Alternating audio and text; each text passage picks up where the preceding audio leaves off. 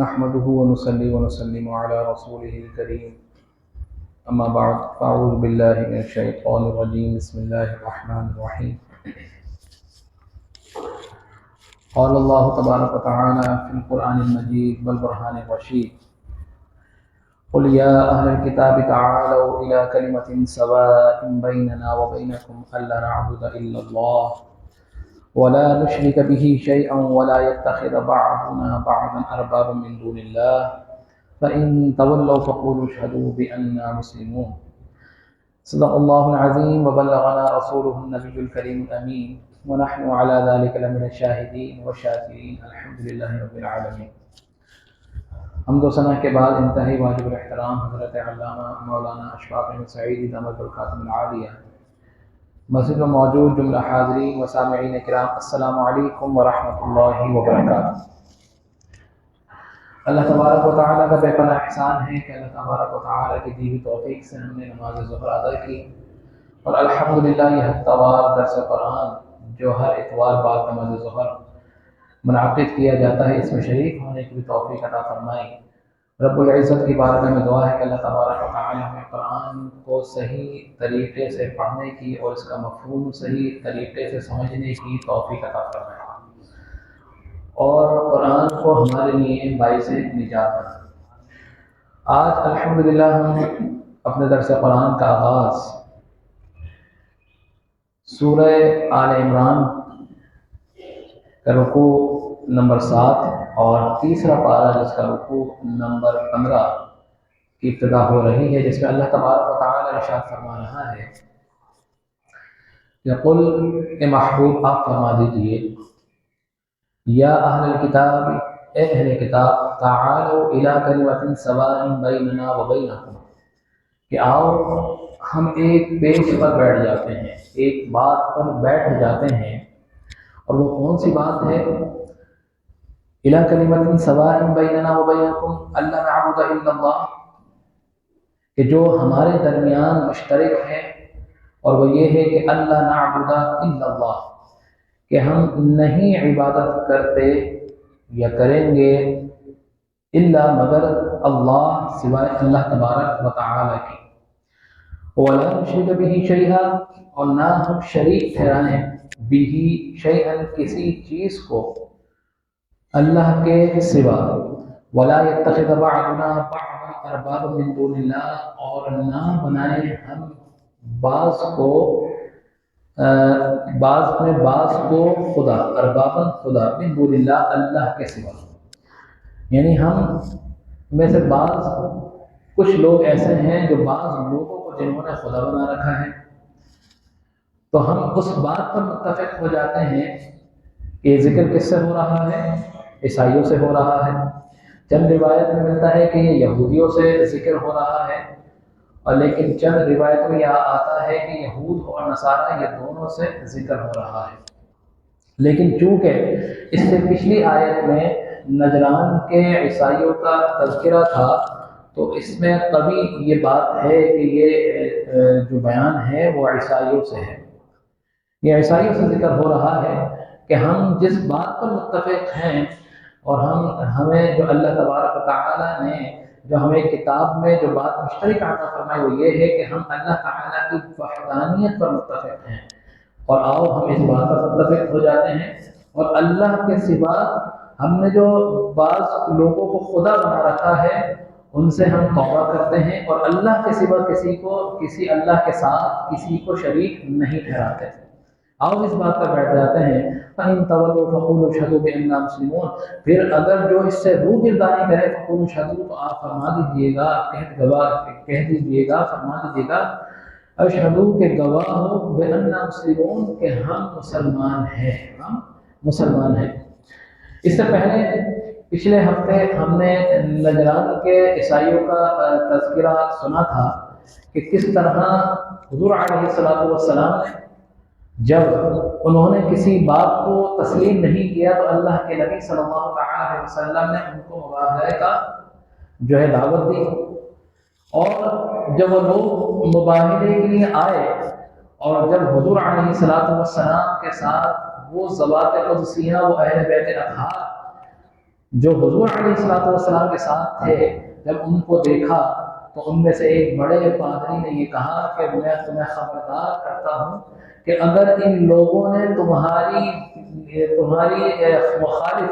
بددعا کر دی، بددعا کے لیے ہاتھ بلند کر دیے، تو تمہارا نام و نشان دنیا میں باقی نہیں رہے گا، قیامت تک تمہاری نسل جو ہے وہ ناپید ہو جائے گی۔ تو لہٰذا میں تمہیں یہ جو ہے تاکید کرتا ہوں، تمہیں وارن کرتا ہوں کہ اس مباہلے سے جو ہے بچ جاؤ۔ تو لہٰذا وہ مباہلے سے راہ فرار اختیار کرتے ہیں، اور پھر اس کے علاوہ جو ان پر چیزیں متعین کر دی جاتی ہیں وہ چیزیں دے دیتے ہیں۔ تو اس میں ایک چیز اور جو ہے وہ پہلو نکلتا ہے، یہ مباہلے کی جو آیت ہے، جو مباہلے کا جو واقعہ ہوا یہ ہے 9 ہجری کا۔ 9 ہجری میں یہ واقعہ ہوا تھا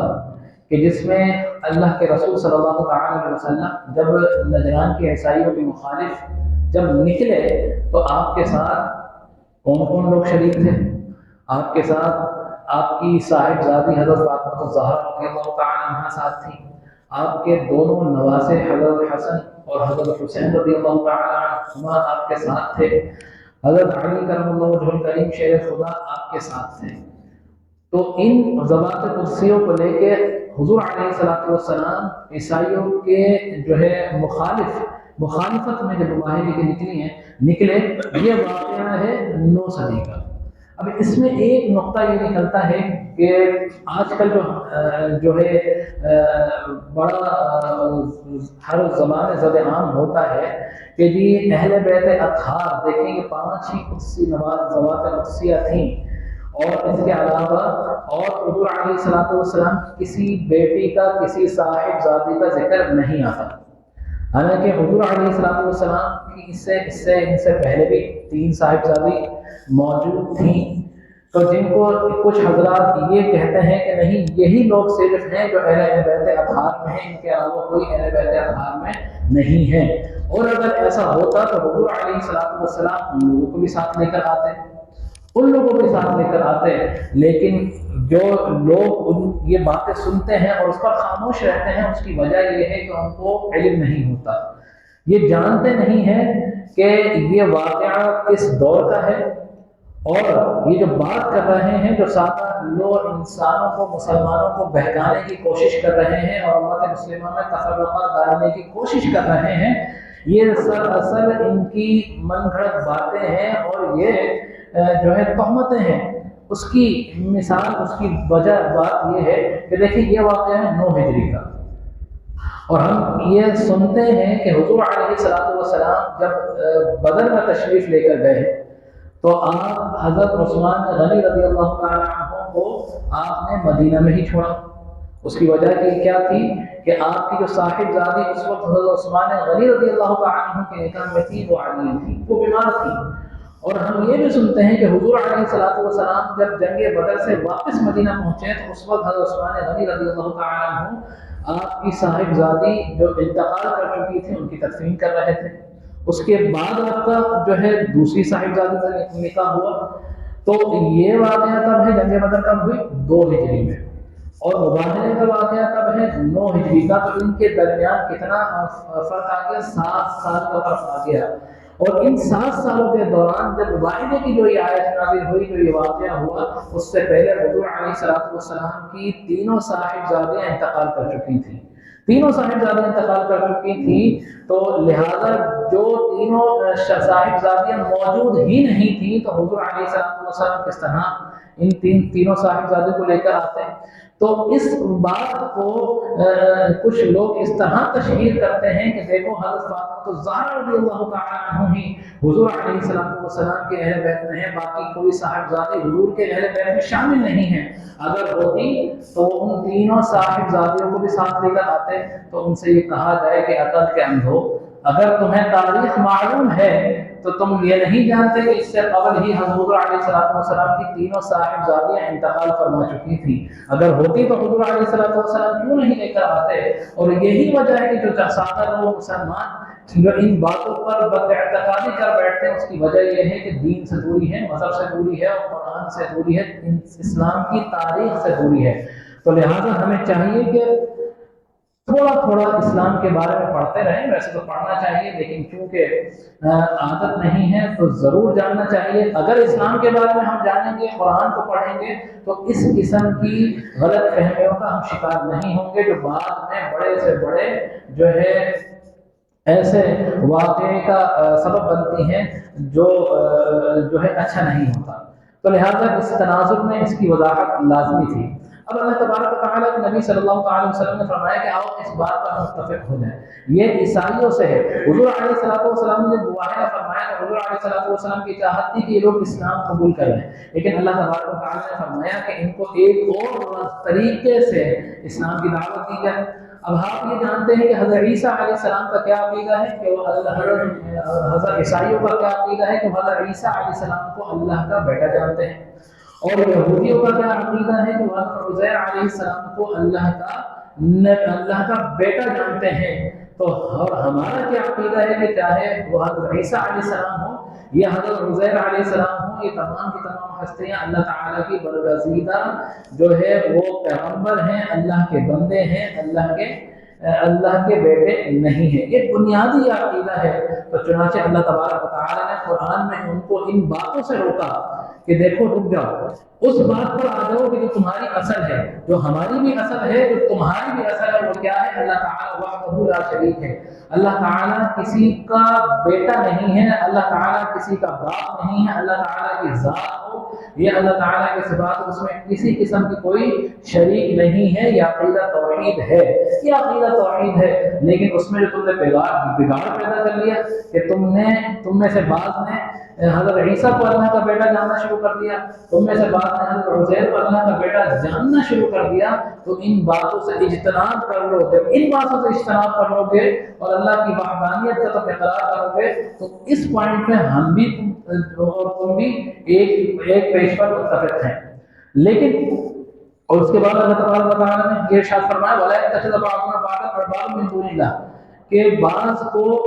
بعض لوگوں کو خدا نہ مانا، اس کا ارباب خدا نہ مانا۔ اس کا یہ تھا کہ دیکھیں حضرت عیسائی جو ہیں، ان کے جو بڑے پوپ ہیں آج کل جو پادری ہیں، وہ کیا کرتے ہیں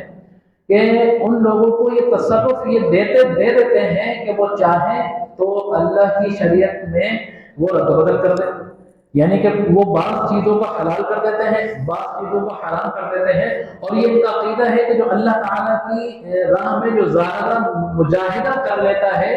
وہ اللہ کا بیٹا بن جاتا ہے، یہ اللہ کے ذات شریک ہو جاتا ہے۔ تو اس بات پر ان کو روکا، اور یہ آج بھی شامل ہے، یہ آج بھی ان میں رائج ہے کہ جو ان کا جو بڑا پادری ہوتا ہے، جو ان کا پوپ ہوتا ہے، وہ ہر 100 سال بعد جو انجیل ہے جو ان کی شریعت میں اس میں رد و بدل کر دیتا ہے اور اس کو مان لیتے ہیں اور اس کو خدا کا درجہ دے دیتے ہیں۔ یہ بات جب حضرت حضور علیہ السلام نے صحابہ کرام کے سامنے رکھی، تو صحابہ کرام میں سے ایک صحابی وہ تھے جو مسلمان ہوئے تھے، جو اہل علم تھے، اہل کتاب پہلے سے تھے، تو انہوں نے یہ عرض کی کہ یا رسول اللہ صلی اللہ علیہ وسلم ہم نے تو اس طرح نہیں کیا۔ تو حضور علیہ السلام نے فرمایا کہ تم میں سے بعض لوگ ایسے نہیں تھے کہ وہ شریعت یعنی عیسیٰ علیہ السلام کا جو دین تھا، جو انجیل تھی، اس میں رد و بدل کرتے تھے؟ کہتے ہیں ہاں یہ تو کرتے تھے کہ وہ اگر کسی چیز کو حلال قرار دیتے تو تم اس کو حلال جان لیتے تھے، اور کسی چیز کو حرام قرار دیتے تھے تو تم اس کو حرام جان لیتے تھے اور اس پر یقین کر لیتے تھے۔ کہتے ہیں ہاں یہ تو ہم کرتے تھے۔ تو اللہ تبارک و تعالیٰ نے فرمایا کہ اللہ کے رسول نے فرمایا کہ اسی چیز کے بارے میں ہی تو حکم نازل ہوا ہے کہ جو تم نے جھوٹے لوگوں کو اپنا خدا مان رکھا ہے، معبود بنا رکھا ہے، ان سے اجتناب کرو۔ تو یہ ایک طریقہ اللہ تبارک و تعالیٰ نے یہود و نصارہ کی اصلاح کے لیے ایک اور طریقہ اختیار